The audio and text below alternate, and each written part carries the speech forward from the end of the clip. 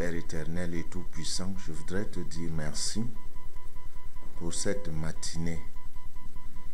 Je te rends grâce parce que tes enfants ont répondu présent. Ils ont voulu payer leur dette envers toi en cette matinée par des prières, des chants et des louanges. Nous savons, Père, que notre raison d'être sur la terre est de louer Dieu. Louer Dieu est notre style de vie dans l'engagement. Et nous voulons te dire merci parce que tu nous as rappelé en cette merveilleuse journée, tu nous as rappelé que notre raison d'être est de louer Dieu. C'est en raison de cela que nous sommes venus ici massivement pour te dire merci et te remercier du travail que tu as accompli au jour le jour pour l'humanité en général et pour tes enfants en particulier. Merci Seigneur parce que tu vas nous permettre de saisir la vérité de ta parole, de confronter nos vieilles habitudes avec les habitudes que la parole de Dieu nous propose. Merci parce que nous ferons le bon choix. Nous voulons, Père éternel, te remercier de ce que ta parole est la vérité et que c'est elle seule qui nous convainc. Nous te rendons grâce parce qu'elle est une lampe qui éclaire notre sentier. Et avec, Père éternel et tout-puissant, les lumières de ta parole, nous pouvons choisir la bonne route, la voie sainte dans laquelle il n'y a pas de bêtes féroces, et cette voie sainte qui nous permet de nous épanouir dans ce monde matériel et dans celui à venir. Merci pour le pardon de nos péchés.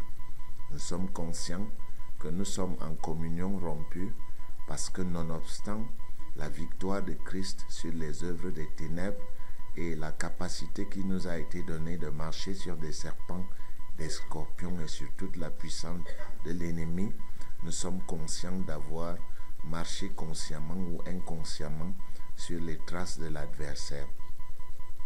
Nous demandons pardon pour nos manquements. Père, nous te sommes très reconnaissants de ce que tu vas nous fortifier puissamment dans notre homme intérieur parce que nous sommes frustrés. Plusieurs d'entre nous ont prié sans voir de résultats et nous arrivons parfois à douter de toi à cause des manquements, à cause de l'absence de résultats dans nos prières. Nous voudrions, Père éternel et tout-puissant, être consolés et puissamment édifiés dans notre homme intérieur afin que nous reprenions courage pour les événements à venir. Merci parce que tu es Dieu et qu'à chaque instant, tu nous le rappelles. Tu nous mets sur le droit chemin chaque fois que nous nous égarons.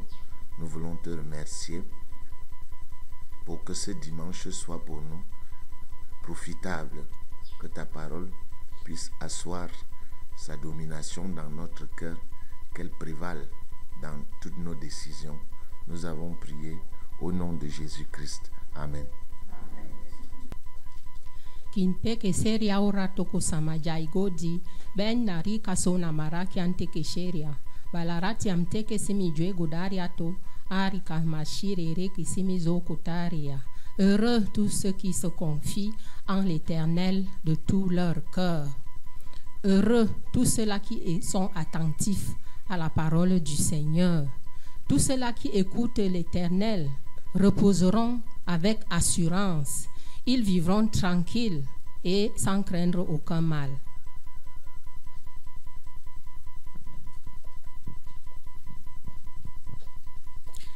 Ali araya manakasa jawu eki ara manakaja. Jeri ala ya manakasa ya manakatutu. Kieri ala ya ma ajua si ala ya manakaboku turi ya kapata. Il est le rocher, le bouclier, le libérateur pour ceux qui trouvent refuge en lui. Ne pensez pas être à bout de force lorsque les difficultés vous accablent. Croyez Dieu, il vous redonnera vie et il vous délivrera de l'emprise du malin.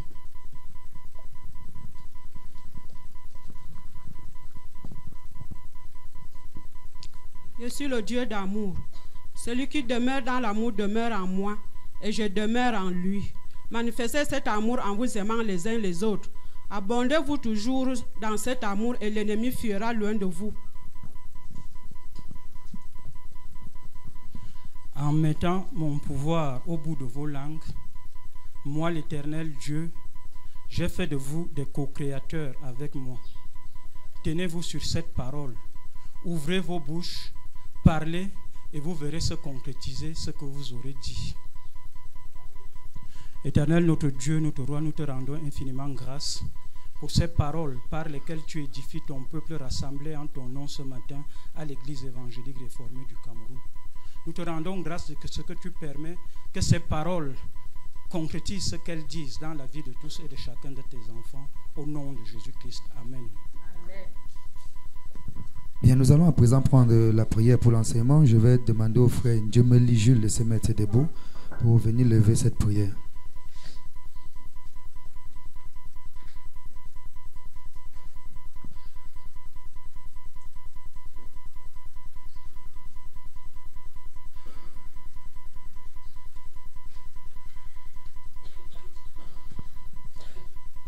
Nous prions. Éternel notre Dieu, notre roi, toi qui es Dieu, toi qui es notre Créateur, toi qui nous as aimés et qui nous aimes d'un amour parfait, en ce que tu as sacrifié ton Fils Jésus-Christ pour la paix de ceux-là qui accepteront venir à toi. Papa, tu avais prévu ce jour. Tu avais prévu, mon papa, que tes enfants viendront à toi, toi qui es la source d'eau vive. Toi, mon Dieu, mon roi, qui communique les paroles de sagesse, les paroles de justice, les paroles de réconfort. Papa, ton peuple est encore venu devant toi. Toi qui es le créateur de toutes choses, mon Dieu, mon roi, s'abreuver de tes oracles. Permets donc, Père, Papa, que ta parole puisse couler, Papa, que l'instrument que tu utilises en ce jour, en l'occurrence, Papa, le révérend de Libye, mon Dieu, mon roi, qui puisse divulguer, Papa, ce que tu as prévu pour nous. Prépare également les intelligences de tout un chacun.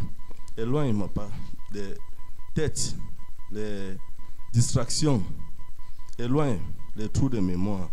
Éloigne les toiles d'araignée, Papa, qui empêchent à ta parole de s'asseoir pour produire des fruits.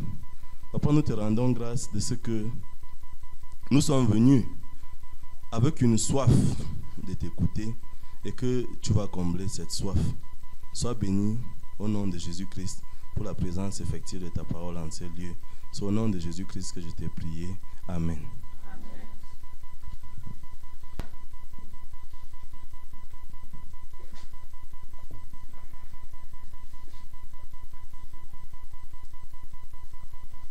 Que Dieu vous bénisse au nom de Jésus-Christ. Je suis très reconnaissant à Dieu pour cette matinée et je voudrais que nous partagions certaines écritures afin d'amener les uns et les autres à savoir faire la différence entre Dieu et le diable.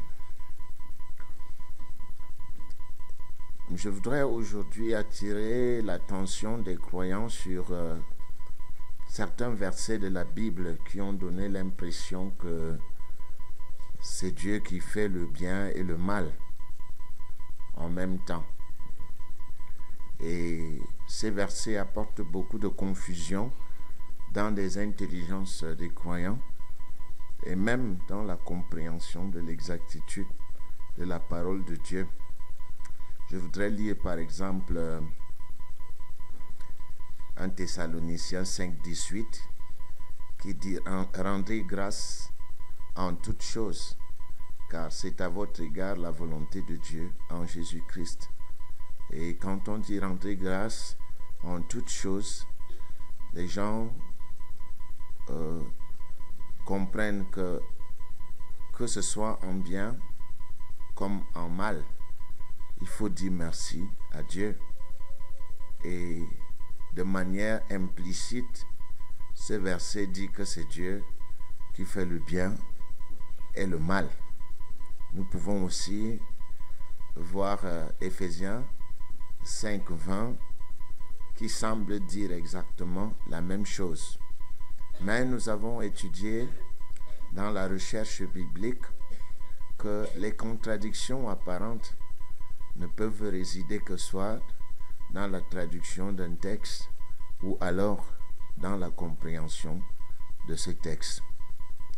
Et ce verset, rendez grâce pour toutes choses, a apporté beaucoup de confusion dans la compréhension de la parole de Dieu, à tel point que les enfants de Dieu ne savent plus faire la différence entre ce que le malin fait et ce que Dieu fait.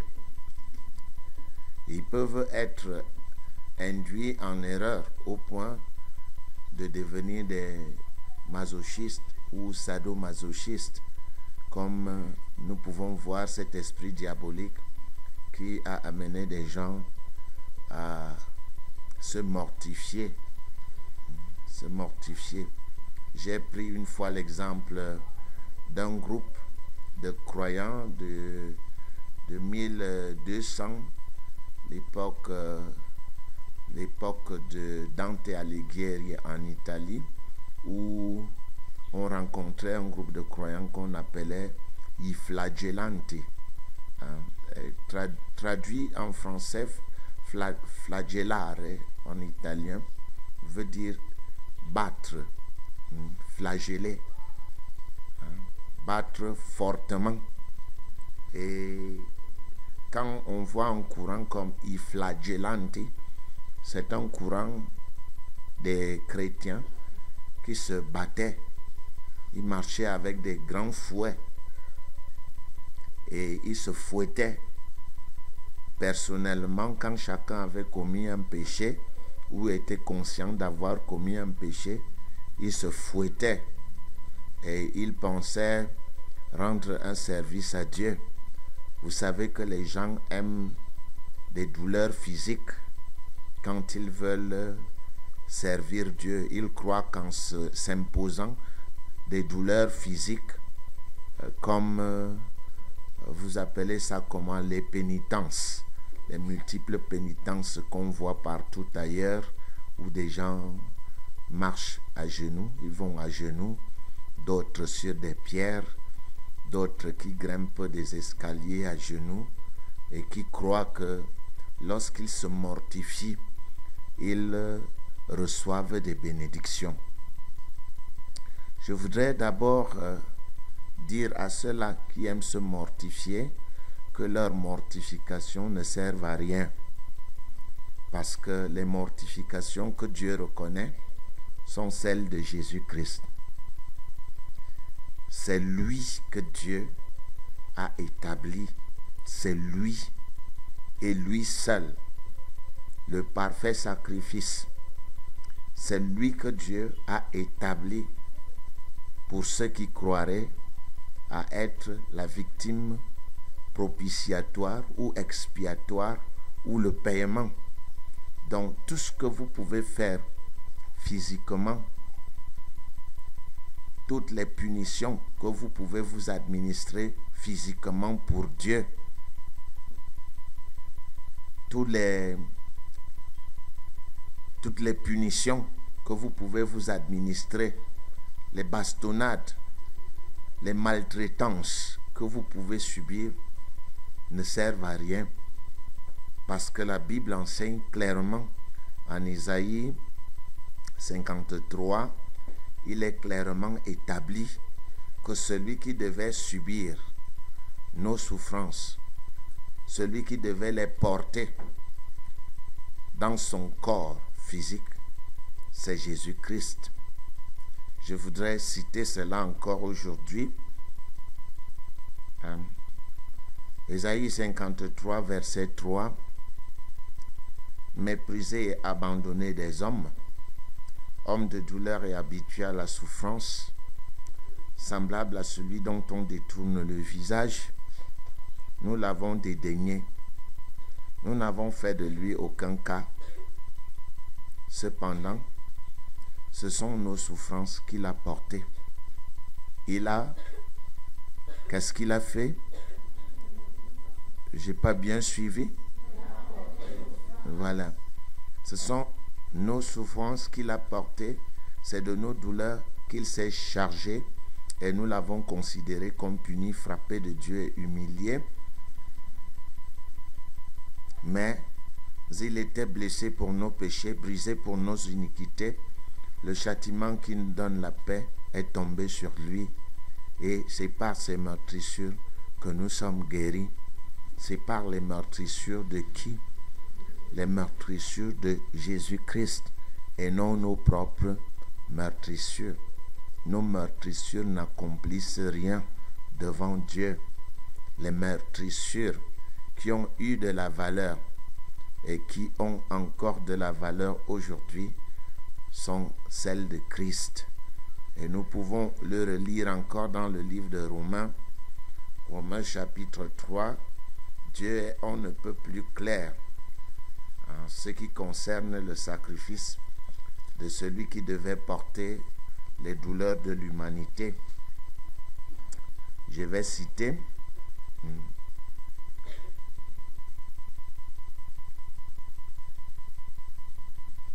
verset 21 de Romains chapitre 3. Mais maintenant, sans la loi, est manifestée la justice de Dieu à laquelle rendent témoignage la loi et les prophètes.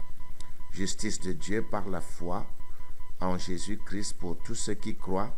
Il n'y a point de distinction, car tous ont péché et sont privés de la gloire de Dieu, et ils sont gratuitement justifiés par sa grâce, par le moyen de la rédemption qui est en Jésus-Christ. Verset 25. C'est lui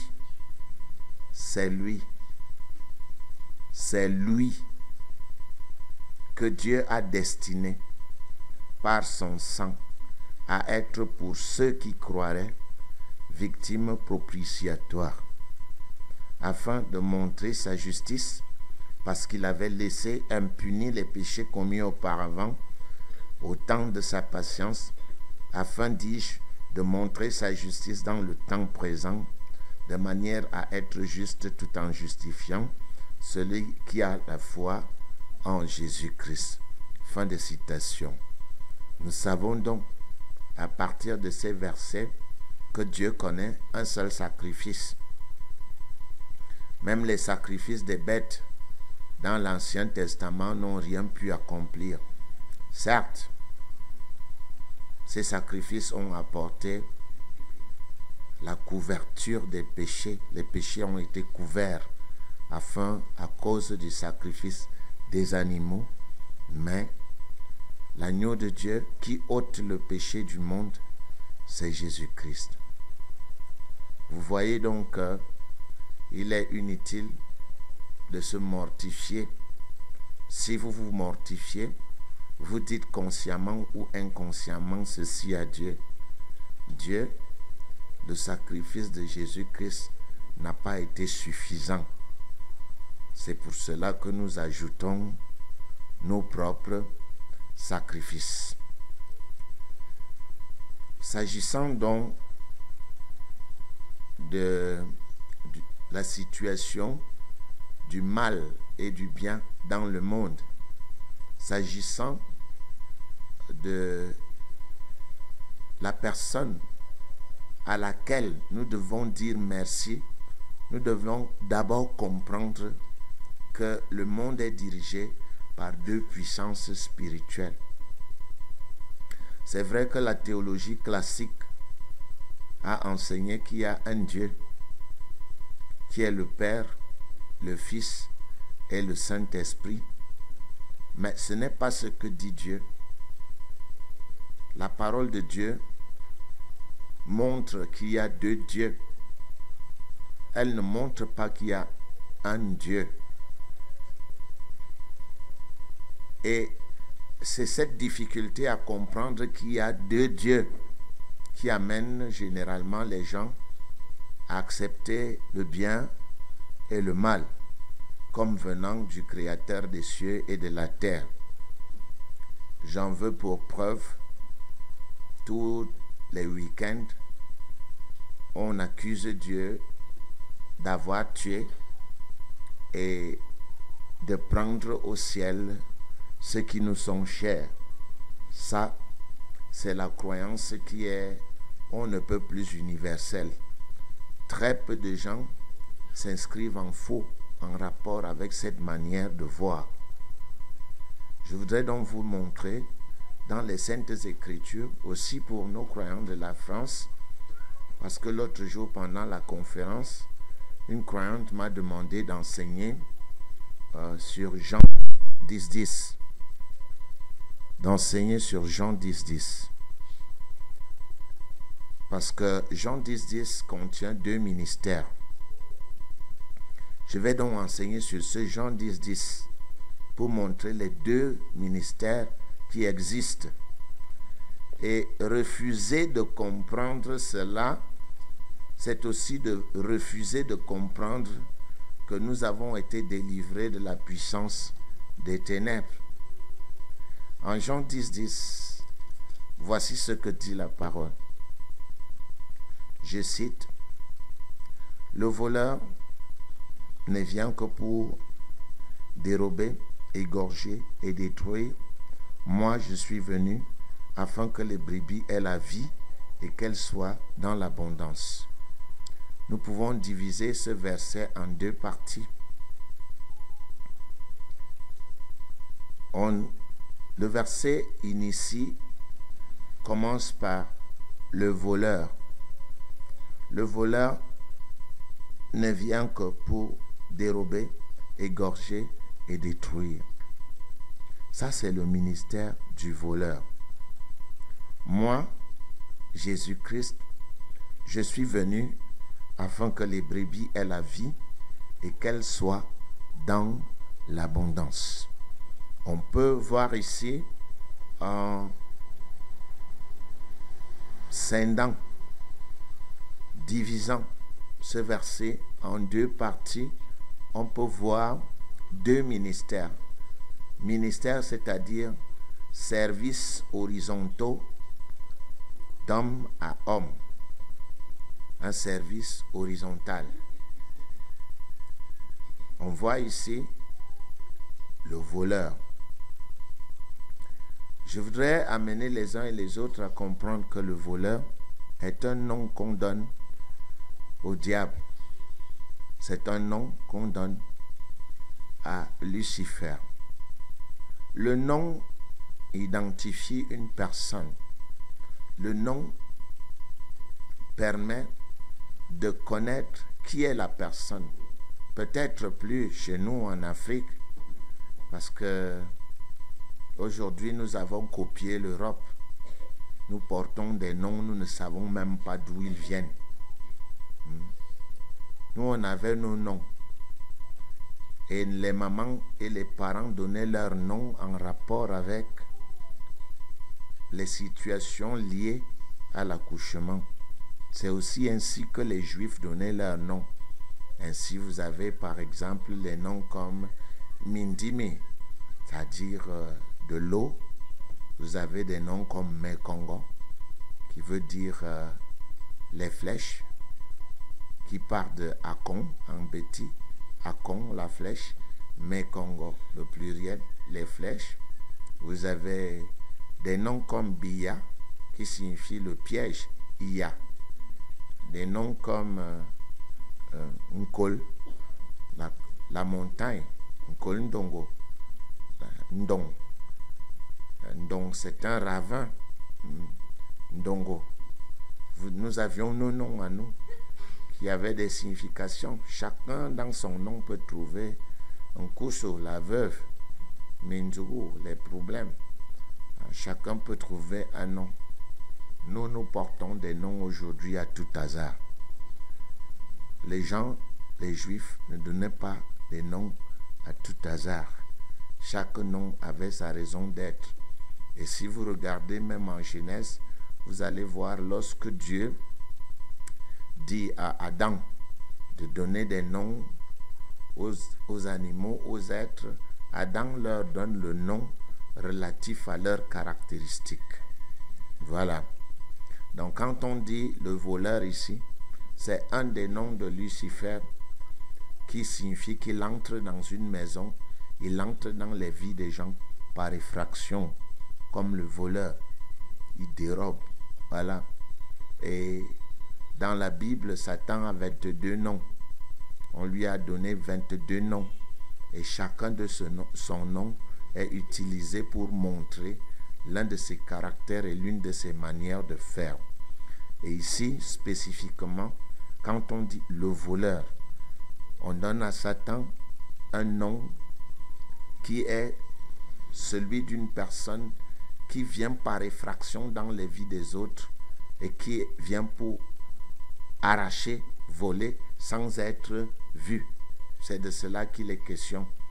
Et vous voyez, dans ces deux ministères, le ministère du voleur, il ne vient que pour dérober, égorger et détruire.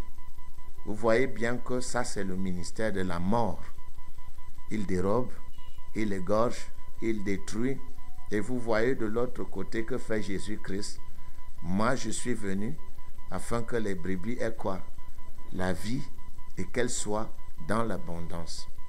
Et ne pas comprendre ceci est à la base de toutes les erreurs et les bévues que les gens commettent quand ils lisent les Écritures.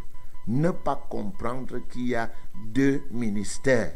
Dieu ne peut pas faire le mal. Si Dieu fait le mal, Satan, lui, il fait quoi?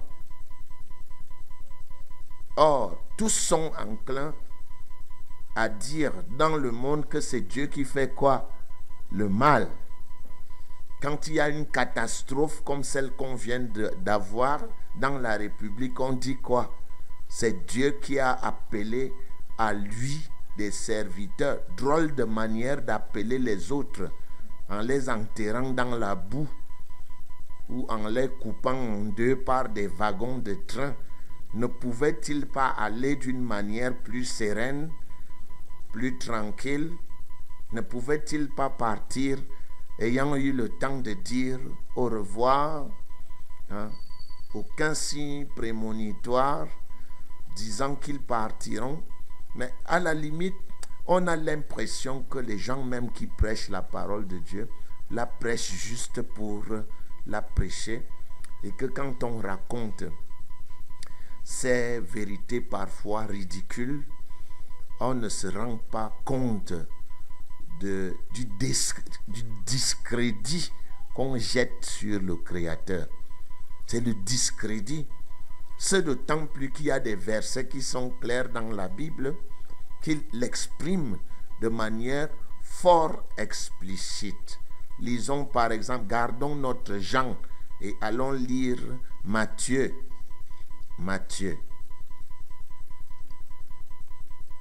On a l'impression que ces messieurs qui font l'exégèse biblique parfois ne réfléchissent pas, ou bien ils sont des avocats du diable. Ils défendent l'indéfendable. Prenons Matthieu 7, verset 9. Lequel de vous donnera une pierre à son fils s'il lui demande du pain? Quel est donc ce Dieu qui lui profite d'un déraillement pour amener les gens chez lui au ciel? Verset 10. Ou s'il demande un poisson, lui donnera-t-il un serpent? Nous voyons bien au verset 11. Si donc méchant comme vous l'êtes, vous savez donner quoi? De bonnes choses à vos enfants. Malgré la méchanceté, ils savent donner quoi? De bonnes choses. Mais ils disent que Dieu qui est le bon Dieu donne quoi? Les mauvaises choses à ses enfants. Regardez. À combien plus forte raison votre Père qui est dans les cieux donnera-t-il de bonnes choses à ceux qui les lui demandent? Fin de citation. C'est l'évangile qui est prêché est parfois si cruel que Dieu devient le diable en personne. On ne peut pas appeler Dieu bon quand il a la désagréable manière de faire voyager des gens vers son continent, comme nos Camerounais sont partis l'autre jour à Ezeka. C'est-à-dire que ce Dieu qu'on adulte tant devient parfois un diable qu'on adule et qu'on adore. Ça n'a pas de sens. C'est pour cela que je voudrais remettre un tout petit peu de l'ordre dans les idées, que les gens comprennent qu'il y a quelqu'un qui est là qui fait du bien au superlatif et qu'il y a quelqu'un qui est là qui fait quoi? Du mal. Le voleur ne vient que pour dérober, égorger et détruire. Ça, c'est le ministère du voleur, du diable. Le ministère de Lucifer, de Baal, du père du mensonge. Ça, c'est son ministère. Le ministère des maîtres des mouches. Ça, c'est son ministère. Et Jésus dit, moi, je suis venu afin que les brebis aient la vie et qu'elles soient comment? Dans l'abondance. Vous voyez bien qu'il y a combien de seigneurs?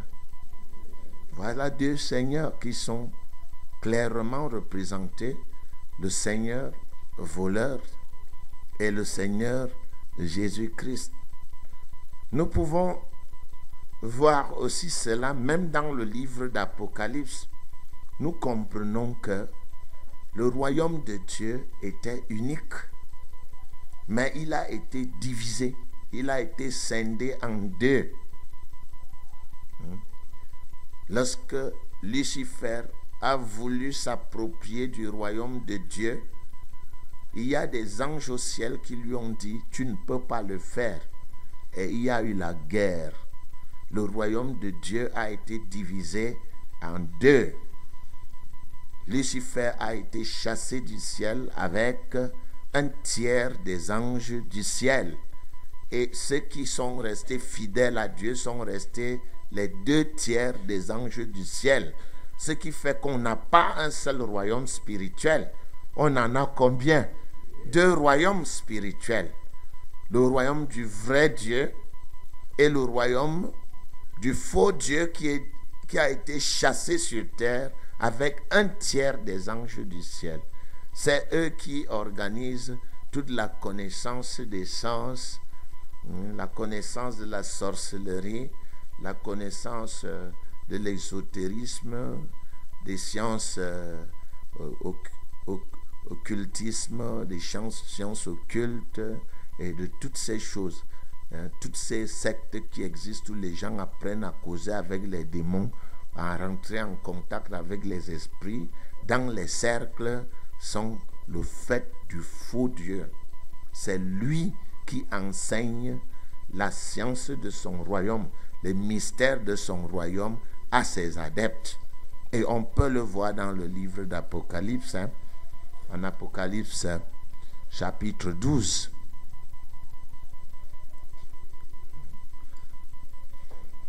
On nous montre l'intervention de Lucifer dans deux livres.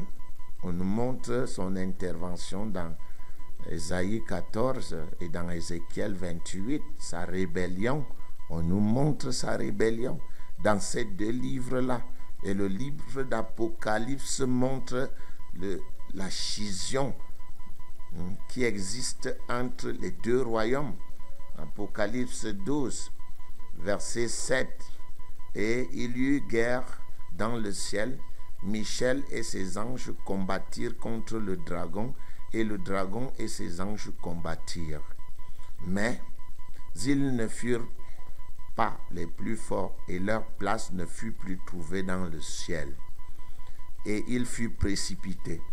Le grand dragon, le serpent ancien appelé le diable et Satan, celui qui séduit toute la terre, il fut précipité sur la terre, et ses anges furent précipités comment? Avec lui. C'est clair. Il y a eu le royaume unique spirituel a été divisé en deux. Un tiers des anges sont restés au ciel, 2 tiers sont restés avec le vrai Dieu au ciel et 1 tiers sont descendus sur terre avec Lucifer. Ça veut dire qu'il y a combien de royaumes? Y a-t-il un royaume sans roi? Voilà. Il n'y a pas de royaume sans roi. Et c'est ce que Jésus-Christ nous enseigne à l'humanité pour la première fois dans le livre de Matthieu. Pour la première fois, les gens ne savaient pas. Ils ne savaient pas que le mal et tout ce que l'adversaire commettait était le fait d'un roi, que c'était le fait de Satan descendu sur terre. Personne ne le savait jusqu'à ce que Jésus-Christ le dévoile un jour dans l'évangile de Matthieu au chapitre 12 au verset 22. Je vais lire, je cite: alors on lui amena un démoniaque aveugle et muet. Cette personne n'avait pas une maladie naturelle. Elle n'avait pas un glaucome ou bien une cataracte à l'œil. La personne qui empêchait, qui soumettait cet homme en esclavage, c'était un démon. Et le démon contrôlait ses yeux et ses cordes vocales. Et il le guérit de sorte que le muet parlait et voyait. Il l'a chassé. Toute la foule étonnée disait: n'est-ce point là le fils de David? Les pharisiens ayant entendu cela dire: cet homme ne chasse les démons que par Belzébul, prince des démons. Ils pensaient qu'un démon pouvait chasser un démon. C'est la théorie des pharisiens.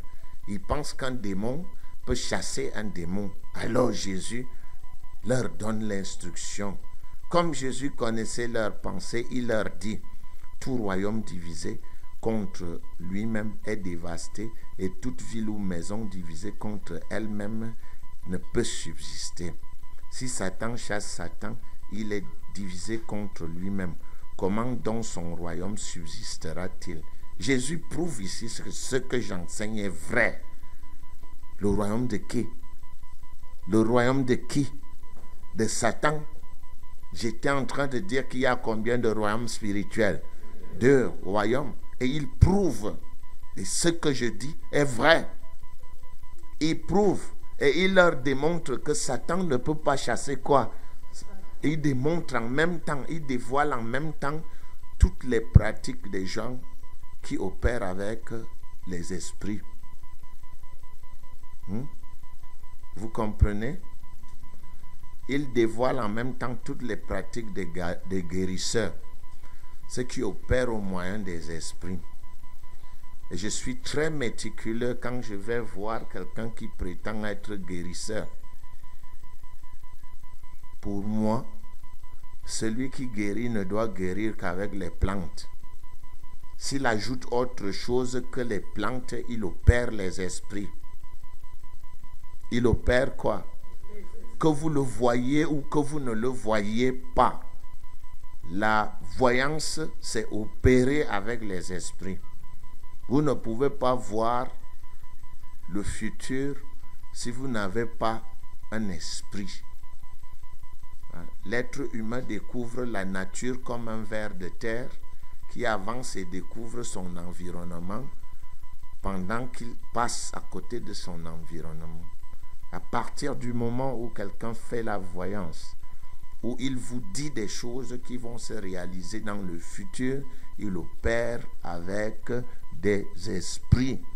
Et je suis très regardant là-dessus. Regardez donc la suite.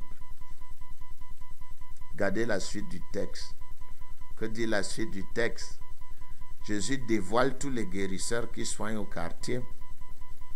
Il dit: si Satan chasse Satan, comment donc son royaume subsistera-t-il? Ça veut dire que ceux qui vous soignent, qui disent qu'ils vous soignent, s'ils sont des vrais guérisseurs, ils ne chassent pas l'esprit qui est là. Ils ajoutent plutôt quoi? Un esprit supérieur à celui qui est là. Et ils deviennent quoi? 2.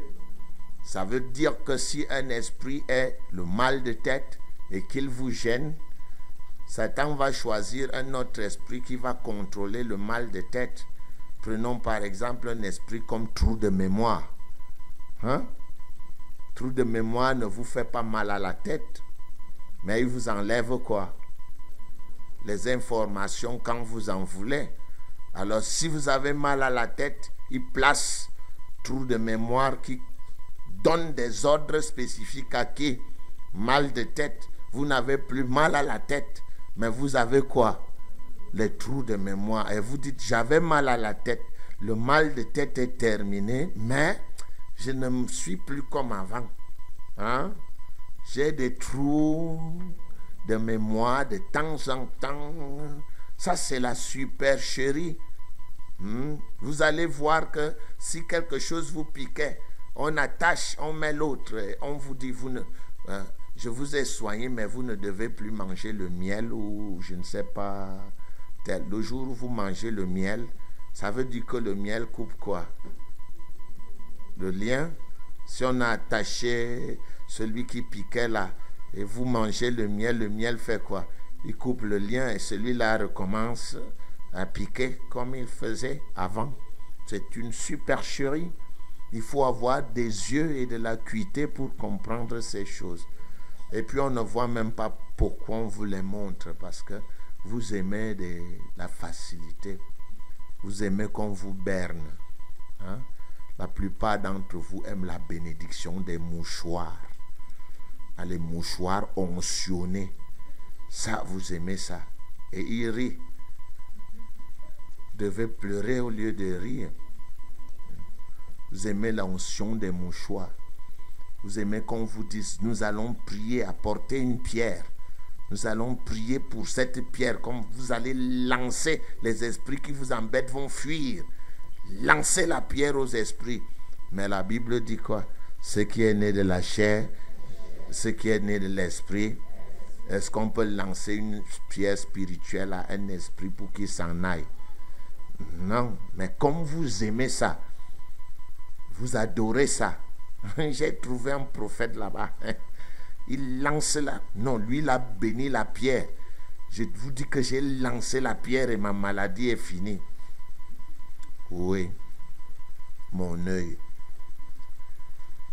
Voilà.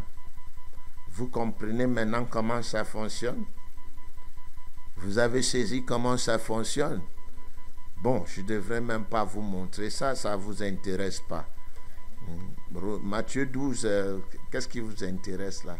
C'est qu'on prie pour vous. On va prier tout à l'heure. Vous allez rester des ignorants qui aiment la prière. On va prier pour vous. Nous voyons dans la suite du texte qui dit: si Satan chasse Satan, il est divisé contre lui-même. Comment donc son royaume subsistera-t-il? Et si moi, je chasse les démons par Belzébul, vos fils, par qui les chassent-ils? C'est pourquoi ils seront eux-mêmes vos juges. Verset 28. Mais si c'est par l'Esprit de Dieu que je chasse les démons, le royaume de Dieu est donc venu vers vous. Le royaume de qui? Il a parlé d'abord du royaume de qui? Puis il parle du royaume de qui? Il y a donc combien de royaumes? Combien de dieux? Combien de ministères? Le ministère du voleur qui ne vient que pour dérober, égorger et détruire, et le ministère de Jésus-Christ qui est venu afin que les brebis aient la vie et qu'elles soient dans l'abondance. Maintenant, quand quelque chose survient dans votre vie, vous devez être capable de situer cette chose soit dans le premier ministère, dérober, égorger et détruire, soit dans le deuxième ministère, ce qui donne la vie et la vie dans l'abondance. À supposer donc que votre enfant ait été malade et qu'après avoir prié, il ait reçu la guérison. C'est dans quel ministère? A ou B? A, c'est le voleur, ne vient que pour dérober, égorger et détruire. B, c'est Moi, je suis venu afin que les brebis aient la vie et qu'elles soient dans l'abondance. La guérison là de votre enfant par la prière est dans A ou dans B? Dans B. Vous devez donc dire merci à qui? Quand on dit rendez grâce en toutes choses.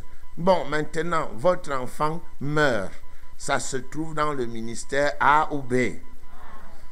Le voleur ne vient que pour dérober, égorger et détruire. Vous pouvez dire merci à Dieu parce que votre enfant est mort.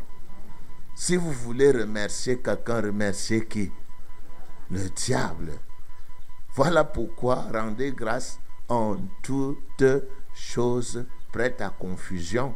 Ça veut dire qu'il y a un tout avec distinction et un tout sans distinction.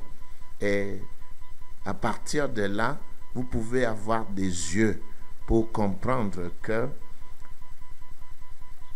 un événement dans votre vie qui est dans le cadre de dérober, égorger ou détruire ne peut avoir que pour initiateur le diable. Si vous voulez remercier quelqu'un, remerciez le diable. Vous échouez à un concours, vous dites merci Dieu parce que j'ai échoué à un concours. C'est ça, n'est-ce pas? C'est ça, n'est-ce pas? Non, c'est Jean 10, 10a ou Jean 10, 10b. Quelle est la volonté de Dieu? Qu'est-ce que Dieu veut pour vous? Ce que Dieu veut, c'est que vous soyez la tête et non la queue. Comment pouvez-vous remercier Dieu parce que vous êtes devenu la queue? Je laisse cela à votre appréciation. Lorsque nous enseignons la parole de Dieu, c'est toujours dans le but d'éclairer la compréhension de ceux qui sont autour de nous. Alors, j'ose croire que vous avez pu suivre aujourd'hui Jean 10, 10 et que vous comprenez désormais que Jean 10, 10 se trouve dévoile deux ministères. Il dévoile les verbes de l'adversaire et les verbes du vrai Dieu. Le voleur ne vient que pour dérober, égorger et détruire. Jean 10, 10 a. Moi, je suis venu afin que les brebis aient la vie et qu'elles soient dans l'abondance. Jean 10, 10 b. Donc, à partir d'aujourd'hui, contrôlez vos vies. Quand un événement survient, et sachez le classer soit dans le ministère du diable, soit dans le ministère de Dieu. Si cet événement est localisé dans le ministère du diable, commencez à prier Dieu et chasser Satan de votre vie. Il y a des familles où je suis arrivé, en une année, ils perdent 5 enfants. C'est Jean 10, 10a ou Jean 10, 10b. Si c'est Jean 10, 10a, ils ont besoin de quoi? De délivrance.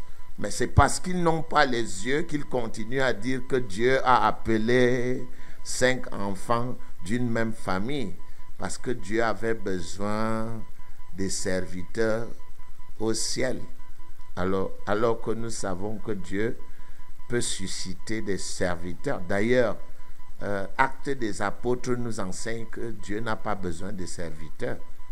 Curieusement, ceux qui font des homélies le dimanche et qui disent que Dieu avait besoin d'un serviteur, c'est pour cela qu'un tel est mort, ont tort. Acte 17, je vous montre. C'est Paul qui enseigne la parole de Dieu à l'aréopage. Voici ce qu'il dit, l'apôtre Paul. Il dit aux philosophes épicuriens grecs à l'aréopage à Athènes. Il dit, Paul, debout au milieu de l'aréopage, dit, hommes athéniens, je vous trouve à tous égards extrêmement religieux, car en parcourant votre ville et en considérant les objets de votre dévotion, j'ai même découvert un autel avec cette inscription à un Dieu inconnu. Ce que vous révérez sans le connaître, c'est ce que je vous annonce. Le Dieu qui a fait le monde et tout ce qui s'y trouve, étant le Seigneur du ciel et de la terre, n'habite point dans les temples faits de main d'homme. C'est Paul qui enseigne. Hein? Et pourtant, vous faites les dédicaces des temples pour faire habiter Dieu dans vos temples faits de main d'homme. Il n'est point servi par des mains humaines. Il n'est point comment? Par des mains humaines, comme s'il avait besoin de quoi que ce soit. Lui qui donne à tous la vie, la respiration et toutes choses. Comment quelqu'un qui n'a pas besoin d'être servi par des mains humaines passe son temps à appeler les gens au ciel? Parce qu'il a besoin de serviteurs. Il ne sied qu'à vous de redresser vos croyances. Toute écriture est utile. Toute écriture est inspirée de Dieu et utile pour enseigner, pour corriger, pour convaincre. Que Dieu vous bénisse. Que celui qui a des oreilles pour entendre, entende. Pour les autres, ils ont encore besoin d'être édifiés dans la parole. Passons dans ce que vous aimez, la prière. C'est pour ça que vous êtes venus, non? Si ce n'était que l'enseignement pendant la pluie, on ne vous verrait pas. Oui.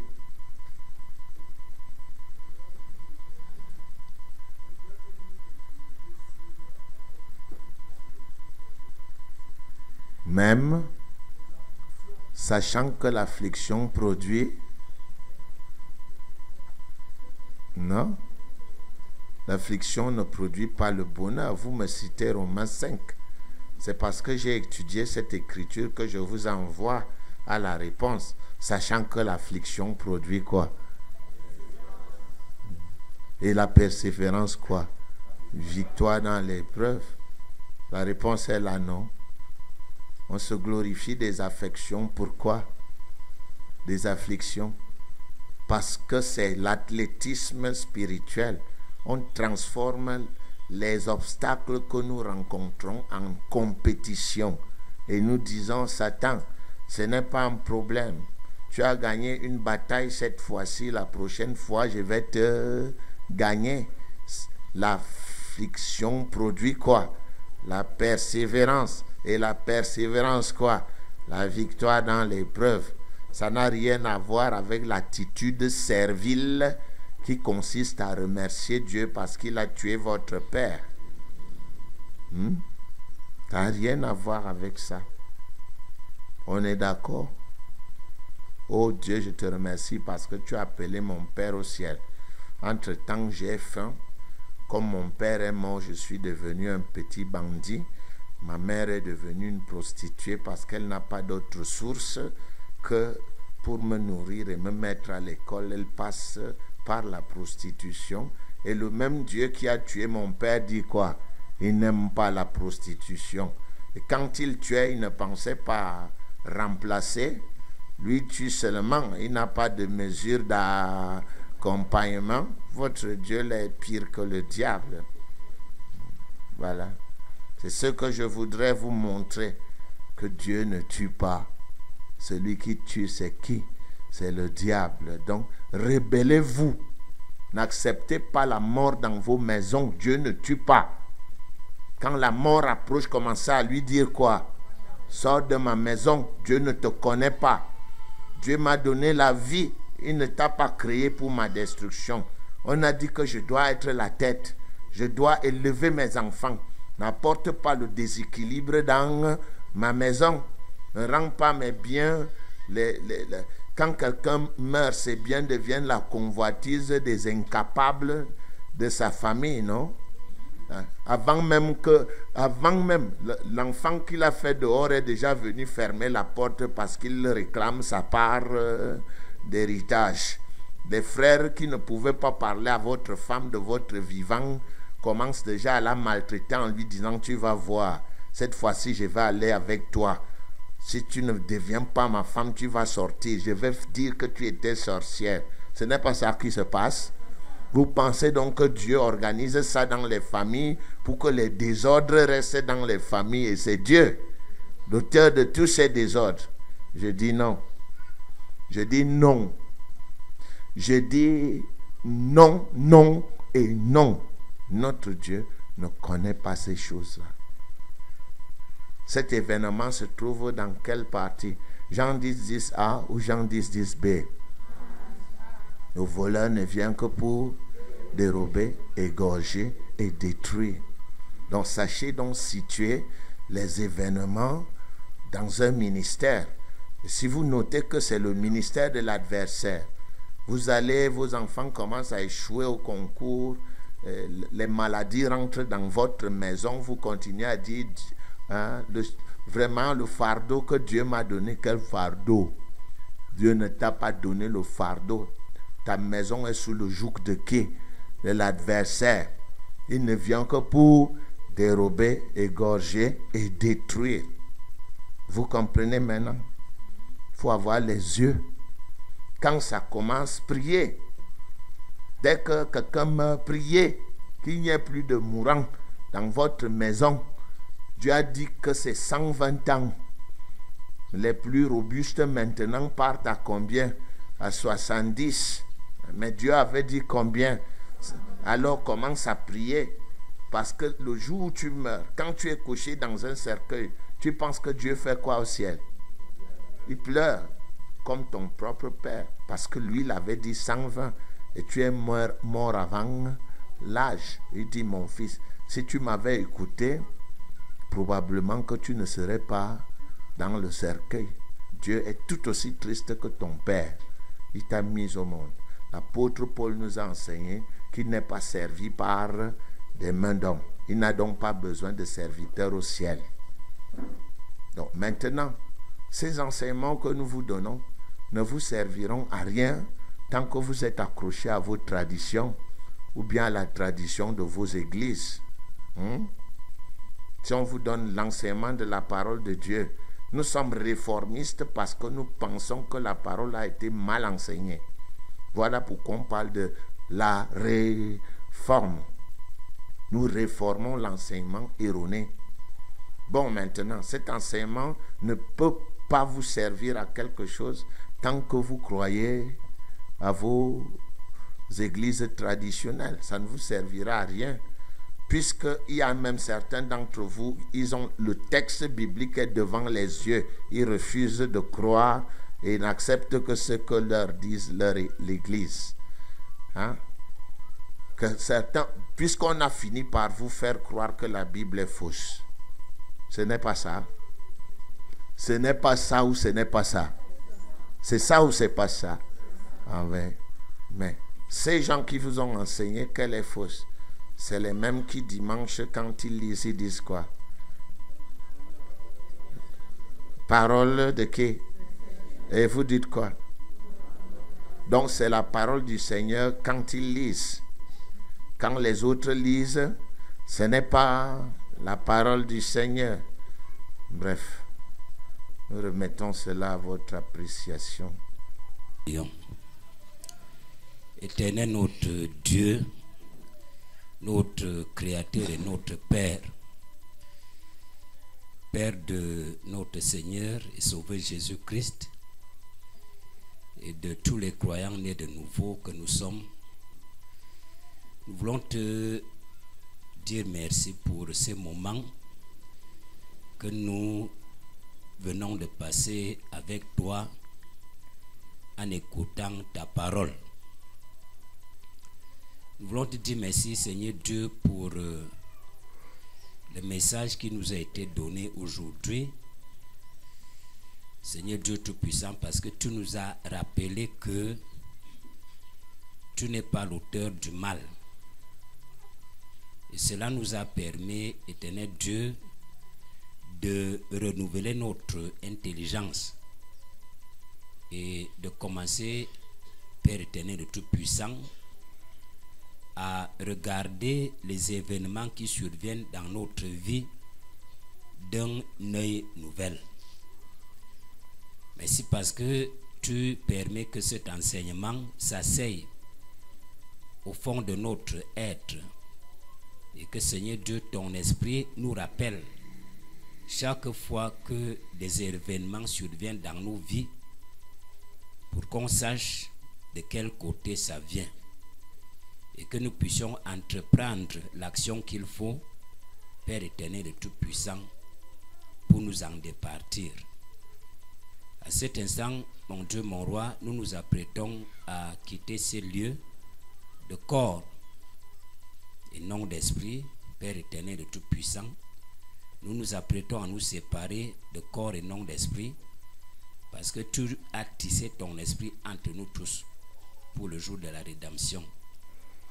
Je te prie donc afin que, Père, ta puissante main repose sur chacun de nous dès cet instant, tout au long de la semaine, au nom puissant de Jésus-Christ, afin de nous arracher à tous les dangers qui accourent, Père éternel et tout-puissant.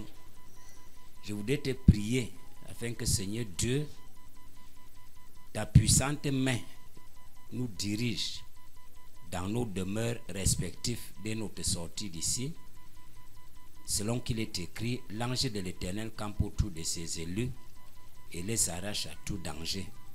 Merci donc parce que tu prends soin de ceux qui vont à pied, de ceux qui vont en moto et de ceux qui vont en voiture, afin que, Père éternel et tout-puissant, que chacun arrive dans son domicile dans la paix du Seigneur Jésus-Christ. Seigneur Dieu, nous te recommandons notre semaine qui commence demain. Tu as dit dans ta parole que nous ne devons pas nous soucier du lendemain, parce que le lendemain va prendre soin de lui-même. Bénis notre semaine, Père éternel et tout-puissant, et permets que tout au long de cette semaine qui commence, Père, que la vie dans l'abondance soit notre partage. Merci donc, Père, pour tous les bienfaits que tu nous accordes. Merci au nom de Jésus-Christ, mon Dieu, pour les ossements de prière. Je t'ai prié au nom de Jésus-Christ. Amen. Amen.